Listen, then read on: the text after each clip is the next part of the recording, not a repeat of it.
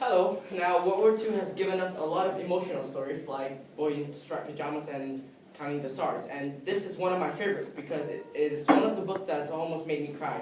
It's called The Book Thief, which I did cry over the movie. And it's written by Markus Zusak. And why I like this book is because I like to learn about history and not get bored. The setting of this book is in January 1938, right before the tragic World War II.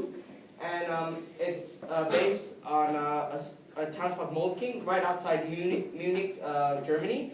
And it's where Liesel and her brother Werner is taken to their new foster parents. The characters of this book includes Liesel and her brother Werner. And the foster parents that they're taken to is Hans and Rosa Huberman.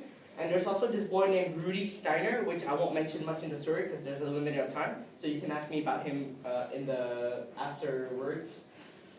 The plot of this book is that when Liesel was taken there, her brother didn't make it, which is not a spoiler. And so later on, one night, there was a gathering where they burned the books. And then Liesel couldn't read, but then later on she found a book that was like not burnt, so she took it home. I think the theme of this book is life is never about following rules, because Liesel did all these things, like she stole a book, which she wasn't supposed to, and she didn't like Hitler, so she didn't salute to the Nazi, and she even hit a Jewish person, which we'll have to read later.